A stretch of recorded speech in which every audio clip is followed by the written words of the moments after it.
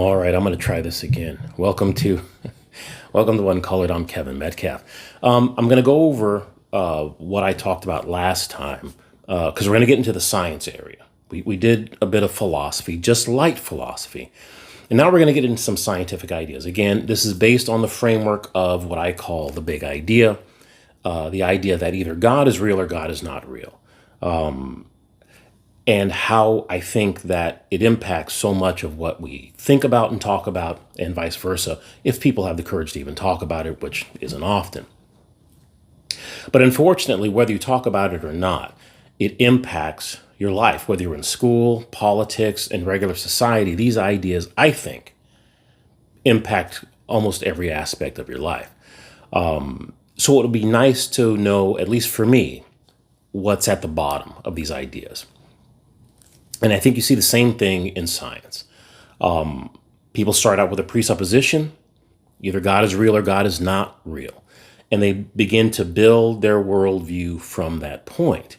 Unfortunately, when they get up here and have all of these ideas that they think are true or real or that in their belief system, they never question the underlying premise or what evidence is there for that underlying premise from which all of your ideas come. And so this is kind of what I hope to do. I'm trying to do with this big idea thing is to try and get at the bottom of what these ideas are, if that's possible to do. I'm giving it a shot. Who cares? So today I want to talk about God versus science. We're going to be doing this for a little bit. For anybody who may not think that there's an issue, because a lot of people don't, but there are a lot of people who do. And again, like I said before, whether you're aware of it or not, much of academia is influenced by the idea of this conflict between God and science. And I said in the previous video, it's a big joke. It's a fallacy. It's not true. And it's not just an opinion that it isn't true. The historical data and evidence clearly says that isn't true.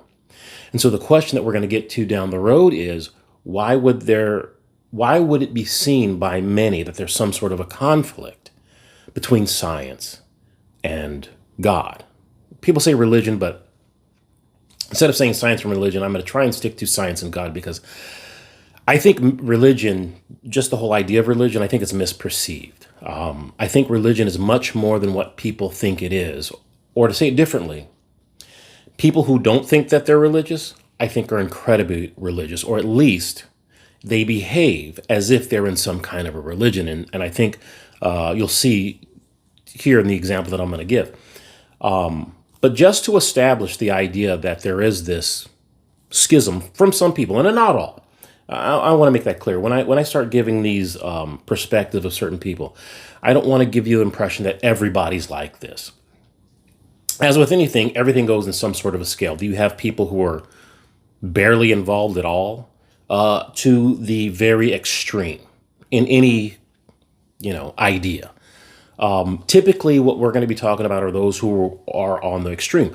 But the thing about that, those people who are on the most extreme are the people that you hear from the most, right? For example, when you hear all those idiots in Hollywood, I don't think everybody in Hollywood's an idiot. I think there's probably some really smart, well-grounded people. It's just that you hear from the idiots all the time. Football, sports, science is the same thing. I think you just hear from the knuckleheads most of the time with these radical statements that they make that have no grounding in, they don't accurately map reality. So that's not going to be true of everybody I speak about, but you're going to see that aspect. You're going to see that kind of a thing where people are making these bold claims. And when you dig down, it turns out that there's really no reason to make that claim, or at least there's no evidence for that claim.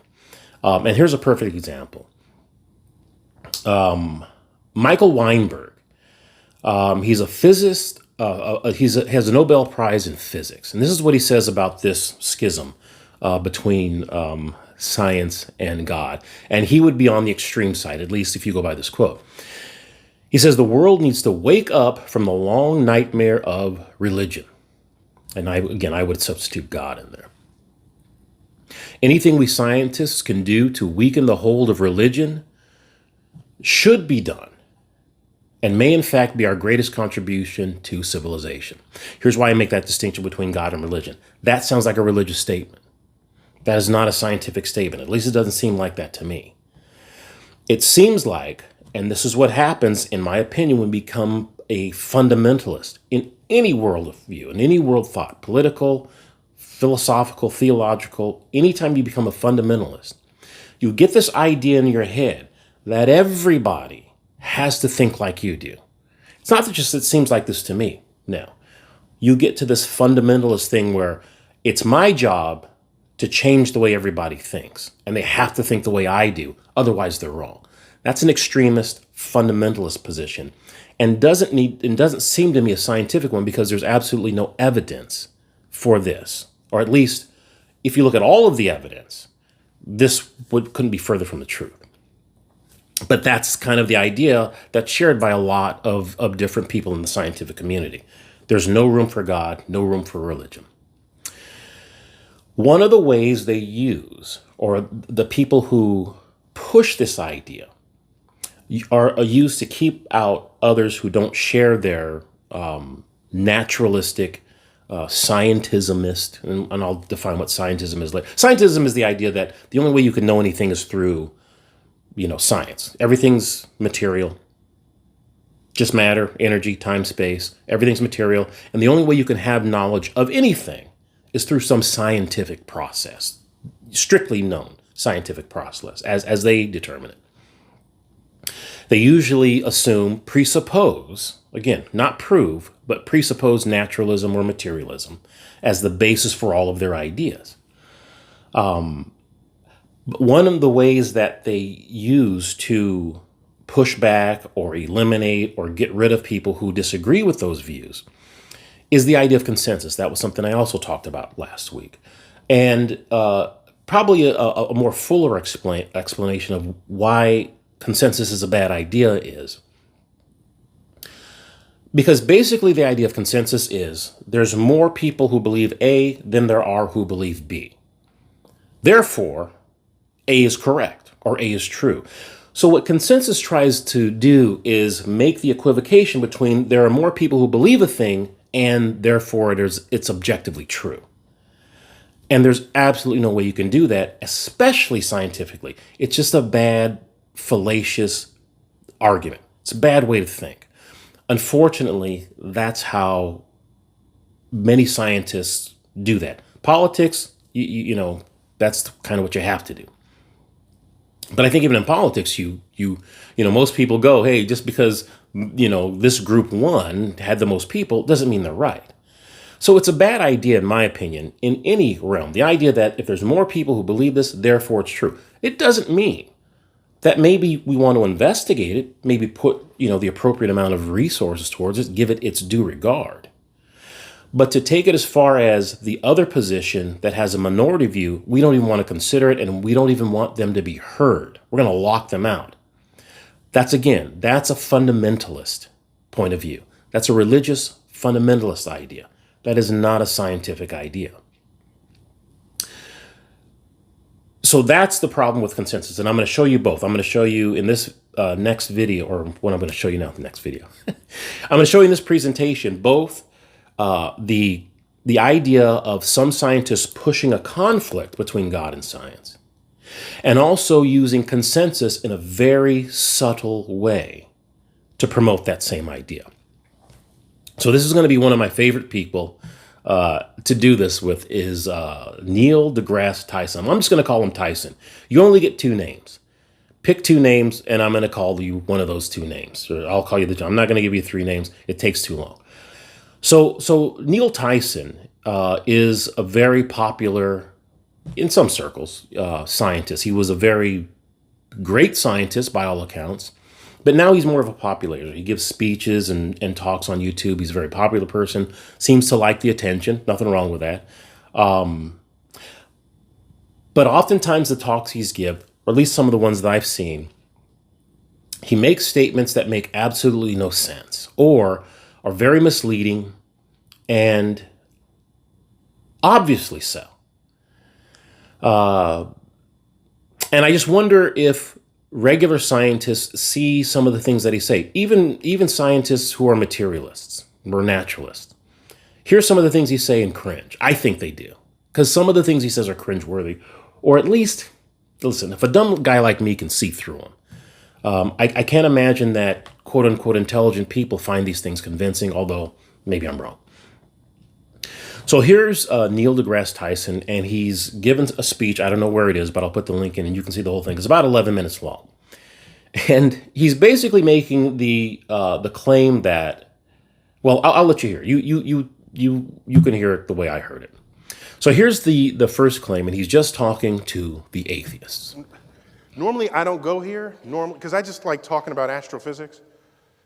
But given this conference and given how many of you out there are rabid atheists, I got to give you a bone here. I got to toss you a bone, okay? Okay, so he makes it clear. I'm just talking to you atheists, giving you a little bit of meat here, feeding meat to the lions or whatever, the hyenas, whatever you're going to call them. A couple of things that he's going to do now. He's going to define religion, right? And then continue on with his assessment of those people who are religious by his definition. Let's look at some data here. You probably know all these data. Actually, the data I'm about to show is for the United States. I don't know what it is. I'm sure the data exists. But when I compiled it, I'm going to make yet a separate point. So it wouldn't have mattered what country was represented here. In America, 90% of the nation would claim to be religious. And you define this in a way that's unambiguous. You don't say, well, do you go to church every Sunday? You don't ask that question. Plenty of people go to church who are not religious. They go to get a date or so. They go for the cupcakes or something. They don't go to be spiritually enlightened. So you ask a different question. You say, is there a God that listens to your prayers? If you answer yes to that, you're religious by anybody's definition, because your understanding of a deity is that that deity is monitoring your daily affairs. So that's unambiguous. This number's dropped in the last couple of years, but it's about 90%. Okay, so 90% of the general population would claim in some form to be religious. Again, I don't know the numbers, but I'm going to go with what he's saying. 90% of the folks would say they're religious in some form or fashion. Now, I don't necessarily have any problem with that particular definition of religion. That's fine. Again, as I alluded to earlier, I think that the religion goes much, much deeper than that. I think many people who think that they aren't religious are incredibly religious. I like what Dr. Jordan Peterson said back several years ago on this. He was on a Canadian talk show. But his assessment was that everybody has a God. Everybody has this, hierarchy of values. And at the top of that hierarchy, that's their God. It could be money, fame, a vocational pursuit. Science can be your God. Typically, anybody in the second idea, it's usually a human being. Either humans in general, them personally, but everybody worships somebody or something. And so the idea that, only people who believe in a transcendent deity are religious couldn't be further from the truth, and we'll illustrate that here. And in other things, we'll illustrate that. But we're going to go with for the purpose of this, we're going to go with his thing. People who believe in some transcendent deity are religious. I'm not going to argue with that. And I think it's pretty accurate. So now he's going to give you his the breakdown in percentage.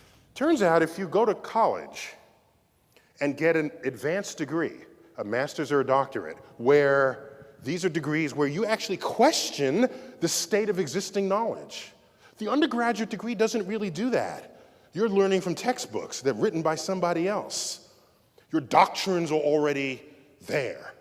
The higher degrees imply that you are questioning the very fabric of the knowledge you had previously learned. Among that community, it's 60%. It has dropped. Well, that's interesting. So now he's saying if you've got an advanced degree, master's, PhD, right? Apparently you think a little bit better than the rest. And again, I'm not going to argue with that. That's probably true. Now it goes down to 60%. Okay. Let's He goes keep on. going. How about scientists of all stripes? So biologists, chemists, let's include engineers as well, people who have formal scientific training, mathematicians as well. Okay, what happens next? Drops to 40%. So now he's gotten to scientists, mathematicians, engineers, right? You've got your master's or PhD and you've gone on to do something with it and you're practicing your PhD. Now it drops to 40%. Okay, so you can see the trend. Apparently, the more educated you are, the less you claim any religious affiliation or inclination. All right, let's continue. So that's 40%. So now you go to elite scientists, members of the National Academy, highly accomplished subset among scientists. The number drops to 7%. There was a headline in Nature, the British journal Nature, which said, after this study was released, 93% of elite scientists reject God. So that was supposed to be a shocking headline. And I look at that and I said, that's not even interesting. That was the trend line anyway. What's more interesting, which was not the headline, is that 7% of elite scientists pray to a God. Isn't that a more interesting fact to you? Isn't that kind of interesting? The most accomplished scientists in the world, in that community, 7% of them still pray to a personal God. I think that is deserving of more study than the 93% who don't. Because something's going on there. We don't know what. And I have confronted people on this. I would say, to the most sort of vociferous in the atheist community, I would say, you're beating the public over the head, telling them, why are you doing it? And I'm thinking, before you beat the public, why don't you beat them over the head, okay? No, I'm just saying, if you're gonna rank, understand that first, because if you can't convert that 7%, you've got no hope in the general public. That's all I'm saying. This is among the ranks of the scientifically educated. Okay, now we've gotten to the meat of the presentation. Okay, 93% of scientists in this National Academy of Scientists reject God, which means 7% affirm some kind of belief. Okay, so and he goes on to be very, very, he's very incredulous at that idea. And apparently there's some sort of a problem that he has with just 7% who believe in God. That can't be allowed. That's not right. Now, again, someone who might say, well, you know what? Religious people also want to proselytize. I don't know why I tried that word. Try to convert other people to their worldview. That is a religious thing. But atheism seems to have that same practice. In other words, it's not okay that other people understand reality different than we do. It's not okay that you start with a different presupposition. You must start with our presupposition. You can see the parallels with any other religion. If this wasn't a religious idea, you'd be okay that other people don't agree with you. Clearly, the 7% aren't bothering you. They're contributing to science. They've done enough to get into the academy. So why isn't it okay that they just believe that there's some sort of a God out there? It's not okay for Neil deGrasse Tyson. That's why I say people who don't think they're religious certainly act religious quite a bit. So let me read you something by a guy named Trent Horn. Trent Horn, who read this article back when it came out.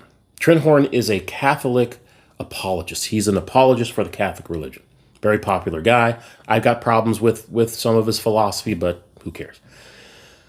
He writes in this article because he's, sort of challenging this article that came out in Science magazine where 93% of scientists in the National Academy of Science reject God. It says here, first, the National Academy of Sciences represents a small number of scientists, which is true. The Academy itself comprises only about 2,000 members, while there are more than 2 million scientists employed in the United States as a whole. This means that the NAS only represents about 0.1% of all scientists in the nation. Using this statistic alone to prove scientists are overwhelmingly atheists would be inaccurate. Now, I think Trent Horn misses the argument.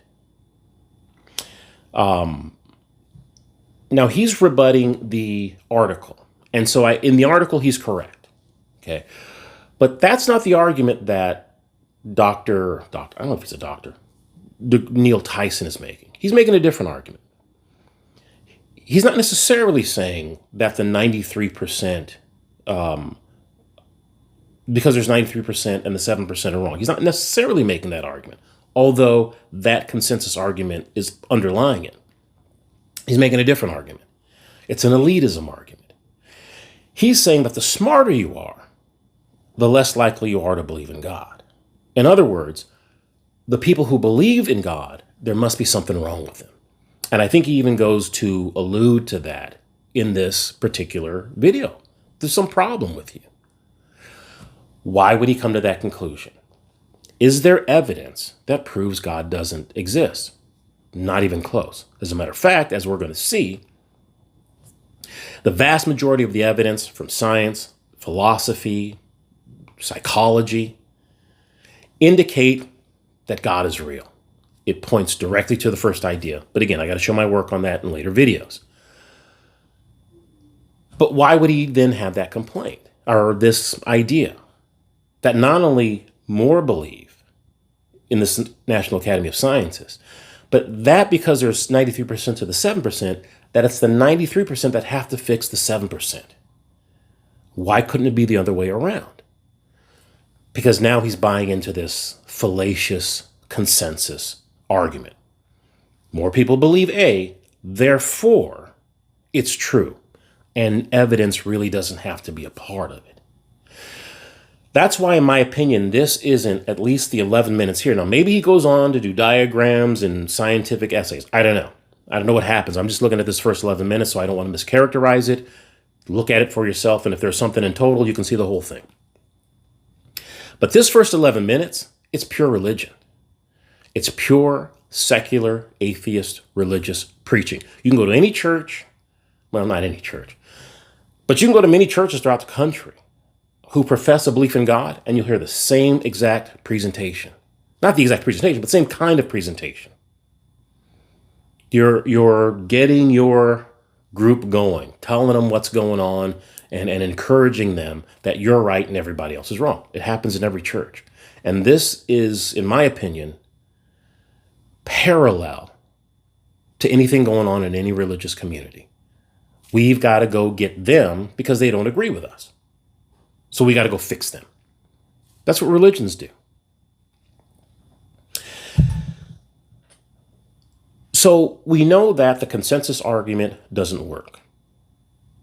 We also know, well, we don't know. What I want to show you now is I'm not even sure the intelligence argument works. I'm not even sure that the smarter you are, the less likely you are to believe in God. I don't think that even works.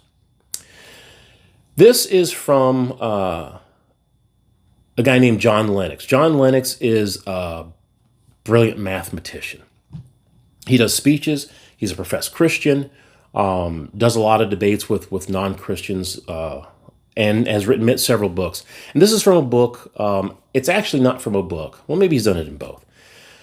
He's written in a book called Can Science Explain Everything? And here it says, let me see, where do I find? Oh, here we go. If science and God do not mix, there would be no Christian Nobel Prize winners. Now, Neil deGrasse Tyson is putting forth that the NAS, the National Academy of Science, that's the highest you can go in science. Some would argue, and I wouldn't be one to make the argument because I have no idea, but I never heard of the Academy. Well, I shouldn't say I never heard of it. I'm more familiar with the Nobel Prize winner. And I would imagine, if you asked a scientist, would you rather be a member of the National Academy of Science or would you rather be a Nobel Prize winner? And that's not to say that many of these National Academy members aren't also Nobel Prize winners. I don't know. But I'm simply saying, if you said you can have one over the other, I got to imagine the Nobel Prize would be the thing that most people would like because it represents a huge accomplishment in science. Now, when John Lennox says that, here's the fact that he puts forth in the book. It says, in fact, this is from Can Science Explain Everything? It says, in fact, between 1901 and 2000, over 60% of Nobel laureates were Christians. Now that's big. But that's not enough, because the Nobel Prize covers literature and, I don't know, doing good stuff, political things like that. So it may not all be scientists. That might be a bloated number. So let's take a look. This is from an article that somebody wrote regarding this claim that John Lennox made. It says, Professor John Lennox claim made in a recent Radio 4 interview that over 65% of Nobel Prize winners between 1901 and 2000 believe in God. Now, it's a little bit different. He's not going from the book. He's going from a radio interview that Dr. Lennox did when he's writing this article. But the person writing the article goes to the source and finds out where the numbers come from. It says the statistics were taken from, Baruch Shalev's 100 Years of Nobel Prizes, Los Angeles, 2005. I don't know if that's an article or a book. I got to dig that up.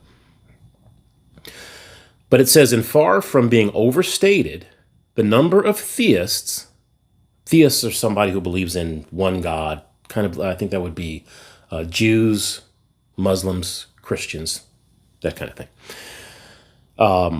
Where was I? Oh, the number of theists may even have been higher still. So it may have been higher than 65%, as quoted in the radio program. As the records, as he records that just over 65% of overall winners identified as Christian, but that still doesn't break it down as far as the scientific. Remember, there's literature and other stuff with these Nobel Prizes. So let's break down the scientific numbers. Let me see. Jewish figures. Okay. Oh, well, before we get there, this is in the total number, apparently. Just under 11% of the Nobel Prize winners had no belief in God. For example, atheists and agnostics. Although, interestingly, far more of them were in the field of literature. Around 35% of this 11% of the winners were in literature. Then in the scientific disciplines, 7% of the winners in chemistry, 9% in medicine, and 5% in physics. So, not a lot of people who had no belief in God don't do well in the numbers for the Nobel Prize so far. But let's get down to just specifically in the sciences. Rather than being less represented in the scientific disciplines, Christians made up just under 2/3 of those receiving the physics and medicine awards. That's 64% in physics and 65% in medicine. While the figure was even higher for chemistry, as they accounted for nearly 3/4 of the winners in chemistry. That's 74%. As for the Peace Prize, and this is, if you exclude going to organizations. Oh, wow. So for the Peace Prize, if you exclude those going to organizations, 75% of them went to Christians, 11 to Jews, 4 to non-believers, 2 to Buddhists, 2 to Muslims, 1 to Quakers, and 1% of holding Shinto beliefs. So,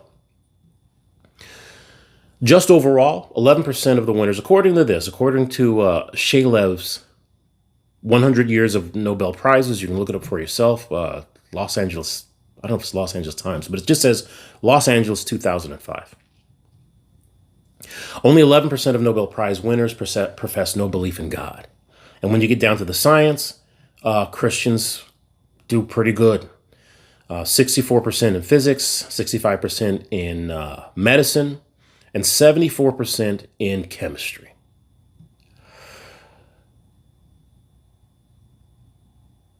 And people who profess no belief, just 11%. So,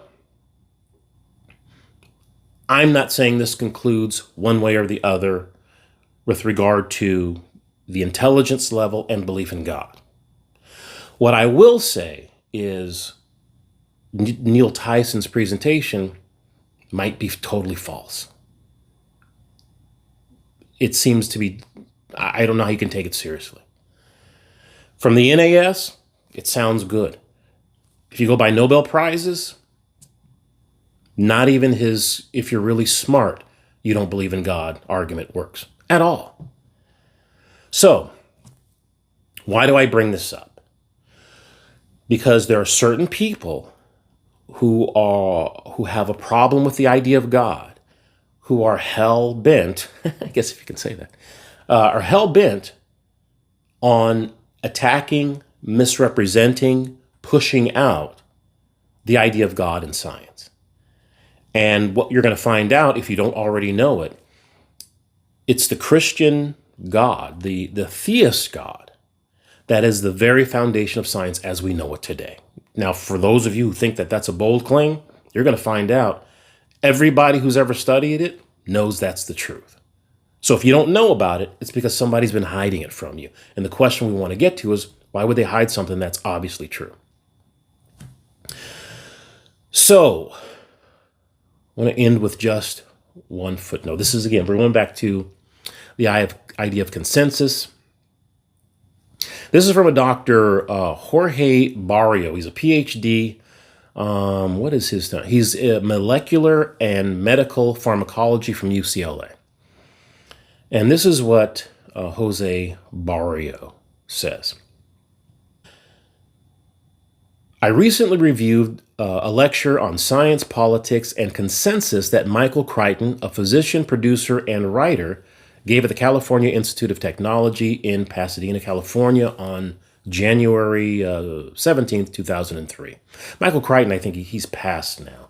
But Michael Crichton was the guy who wrote the Westworld, not the phony one that just recently tanked. The original one from 1973 with Yul Brynner. That was a good one. He had a bunch of great movies and television shows. He was big in the 70s and 80s. Big movie producer and wrote a bunch of movies. And a bunch of bunch of great books. Very prolific writer. This is going on, not for Michael Crichton yet. This is still Dr. Barrio. He says, I'm quite certain that most of us have been, in one way or another, exposed to the concept and consequences of consensus science. In fact, scientific reviewers of journal articles or grant applications typically in biomedical research may use the term, for example, it is the consensus in the field, quote unquote, often as a justification for shutting down ideas not associated with their beliefs.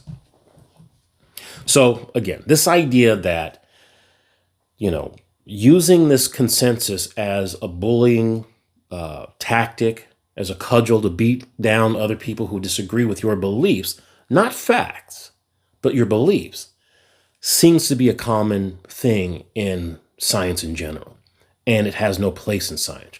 So Dr. Barrio goes to quote Michael Crichton. He says, Michael Crichton explains it best when he said, I regard consensus as an extremely pernicious development that ought to be stopped cold in its tracks. Historically, the claim of consensus has been the first refuge of scoundrels.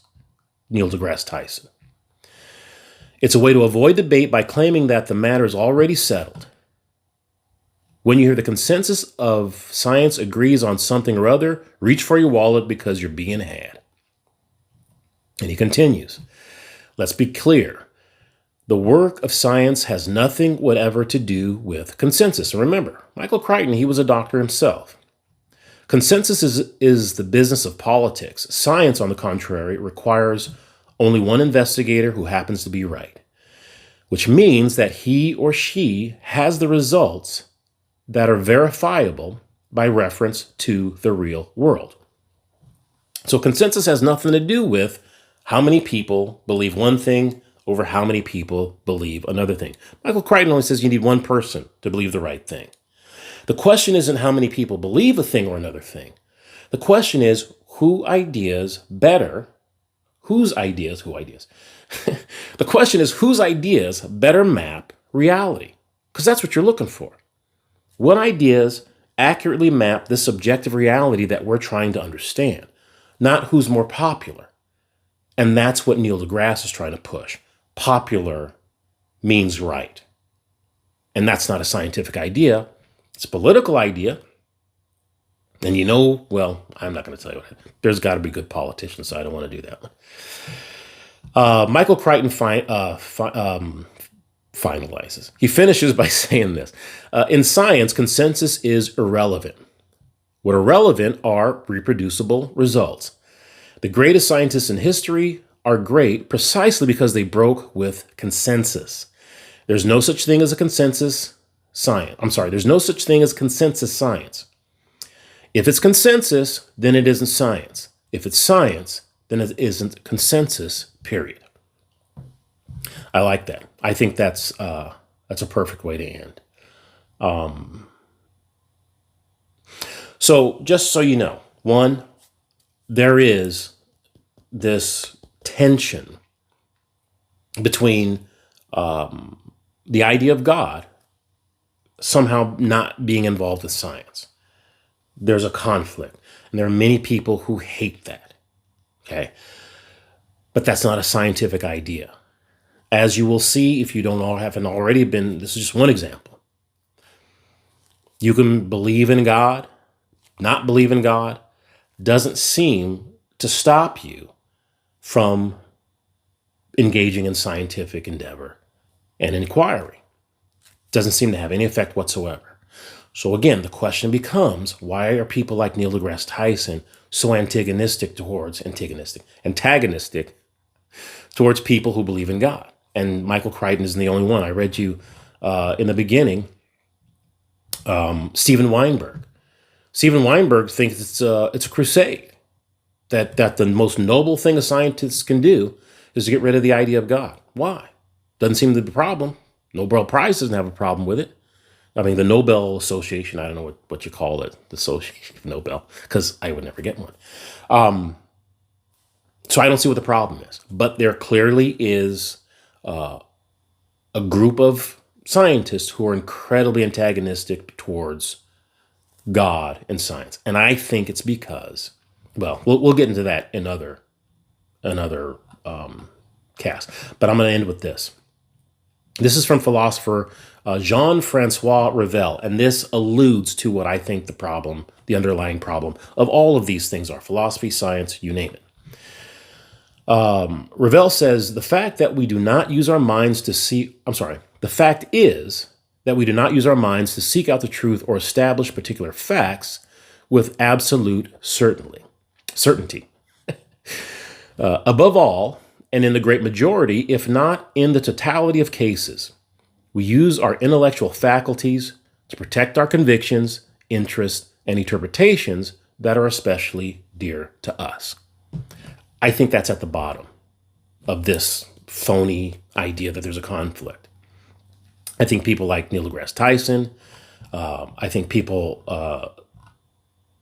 like Steven Weinberg and others, they're not looking to find out which ideas more accurately map objective reality. They're trying to protect a worldview. Now, religious people are trying to do the same thing. So I'm not, painting sides. It's just that the claim is that scientists aren't trying to protect a worldview. They're just objective, seekers of the truth. And you'll find that is objectively false for many, many scientists. They're trying to protect a worldview. And in that way, it's just another religion. Once you stop looking for the accurate picture of reality and just want to start protecting your worldview, you're just in another religion.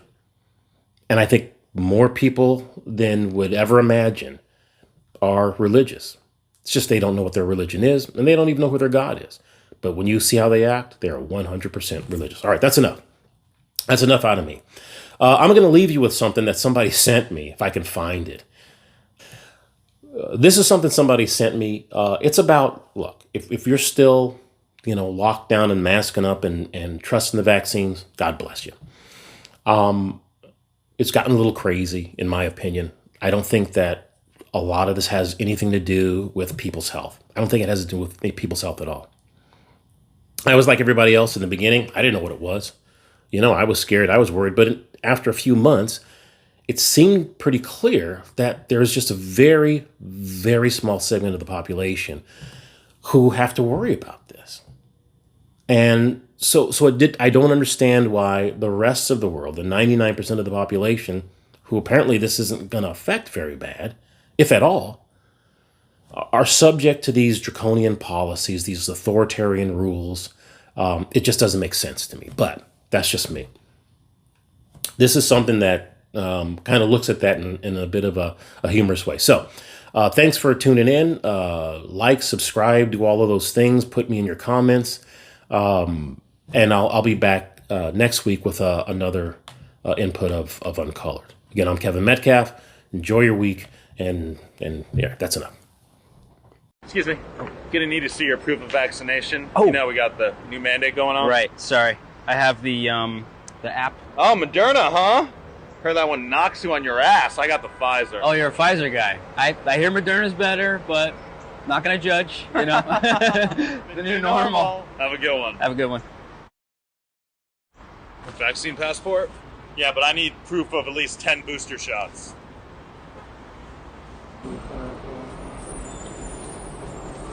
9, 10, 11. Where's the...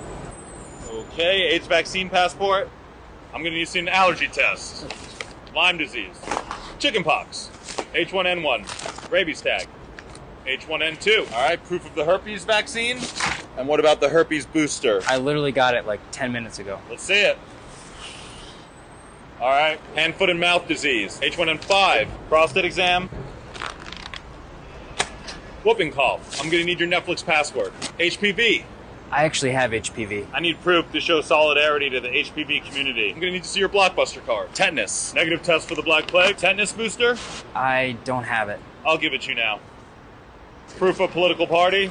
Proof of diversity. Are you serious? We already have 2 white guys in there, okay? That's our limit. Okay, I'm Jewish. What do you think this is, 2021? You're gonna have to be way more oppressed than that to get in here. You got like a 23andMe test results? Yes. 50% Ashkenazi Jew. 0.000027 Native American. Why didn't you just tell me that? You got an anti-racist card? All right, now I just got to check your white guilt score. 9.7. Wow, not bad, man. Just got to scan you for male toxicity.